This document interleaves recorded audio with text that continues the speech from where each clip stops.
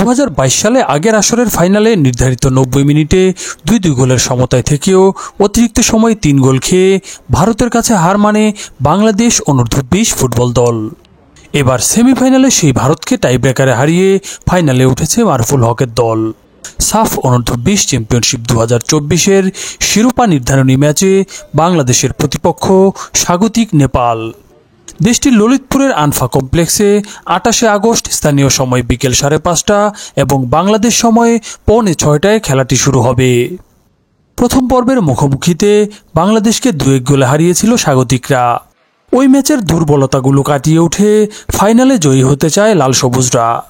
Day 1 থেকে আজ পর্যন্ত আমি মনে করি যে আমরা রাইট ট্র্যাকে আছি, সেটা আমি বিশ্বাস করি রাইট ট্র্যাকে আছি। একটা কঠিন কিছু অর্জনের জন্য যে জার্নিটা থাকে সেটাতে অনেক উত্থান পতন থাকে। আমরা মনে হচ্ছে যে আমরা সেই উত্থান পতন পার হয়ে আমরা আগামীকাল ফাইনালে খেলবো। অপোনেন্ট নেপালের প্রতি আমার অনেক রেসপেক্ট আছে, তাদের অনেক স্কোয়াডটা ভালো, তারা এখানে বড় হয়েছে, এই মাঠে তারা খেলে বড় হয়েছে এবং তাদের উইঙ্গারগুলো বেশ ফাস্ট। সব কিছু কনসিডারেশনে রেখে আমরা যদি আমাদের প্লেয়ারদেরকে যদি তাদেরকে ফুল ফিট অবস্থায় মাঠে রাখতে পারি এবং প্ল্যান অনুযায়ী খেলতে পারি, তাহলে ইনশাল্লাহ আমরা ট্রফি নিয়ে দেশে ফিরতে পারবো। তবে একটা জিনিস হলো যে এখানে আসার পর থেকে আমরা মানে প্লেয়ারদের যে রিকভারি টাইমটা এটা একটু সমস্যা হচ্ছিল, যে তাদের আইস বাতের সমস্যা ছিল। আমরা তারপর চেষ্টা করেছি পুল রিকভারির মাধ্যমে এটা রিকভারি করার জন্য এবং আশাবাদী যে আগামীকাল ম্যাচের আগ পর্যন্ত প্লেয়াররা ফুল ফিট হয়ে যাবে এবং সুস্থ অবস্থায় মাঠে নামতে পারবে।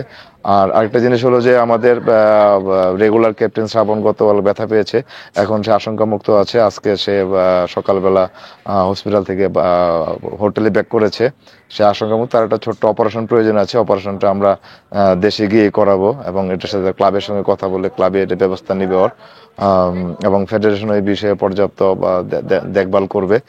আর সেই জায়গায় গোলকিপার যেহেতু অলরেডি আমরা দেখেছি যে আসিফ প্রমাণ করেছে যে তার জায়গাটা নেওয়ার জন্য এবং ভালো পারফর্ম করার জন্য, আসিফের ব্যাপারে আশাবাদী। আর একটা সাসপেনশন রয়েছে, যেটা হলো আকাই, অলরেডি 3টা ম্যাচ সে খেলে ফেলেছে এবং এটা ব্যাকফোরের সঙ্গে তার একটা ভালো বোঝাপড়া ছিল।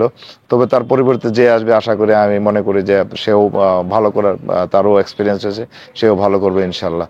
এবং ফাইনালি আমি দেশবাসীকে অনুরোধ করব যে আমরা যেন কালকে একটা ভালো খেলা খেলে এবং আমাদের প্ল্যান অনুযায়ী খেলে চ্যাম্পিয়নশিপ ট্রফি নিয়ে দেশে আসতে পারি, সেই জন্য সবাই দোয়া করবেন। নেপাল অবশ্যই ভালো টিম, তারা ফাইনাল উঠেছে, আমরা ফাইনাল উঠেছি। তারা স্বাগতিক টিম হিসাবে খেলতেছে, তারা একটু আলাদা একটা অ্যাডভান্টেজ আছে তাদের। তারা সাপোর্টারদের অ্যাডভান্টেজ পাবে, মাঠের অ্যাডভান্টেজ, সব কিছুই তারা এখানে প্র্যাকটিস করছে। তারা ভালো টিম। তারপরে ইনশাল্লাহ আমরা আমাদেরটা দেখাবো কালকে ইনশাল্লাহ মাঠে। ইন্ডিয়ার সাথে জেতার পরে আমাদের আরো মেন্টালি আমরা স্ট্রং হয়ে গেছি। ইন্ডিয়ার সাথে জিতার পরে আমরা এখন টার্গেট আমাদের ইনশাল্লাহ চ্যাম্পিয়নশিপ টার্গেট, সবাই চ্যাম্পিয়ন হওয়ার জন্যই খেলবে। সাফ অনূর্ধ্ব-20 ফুটবল চ্যাম্পিয়নশিপে বাংলাদেশ বনাম নেপাল ফাইনাল ম্যাচটি সরাসরি দেখা যাবে স্পোর্টস ওয়ার্কস ইউটিউব চ্যানেলে। সাফল্য ব্যর্থতা সব ক্ষেত্রেই বাংলাদেশের ফুটবলের সঙ্গে আছে football Bangladesh YouTube channel. Subscribe করে আপনিও সবসময় থাকুন আমাদের সাথে।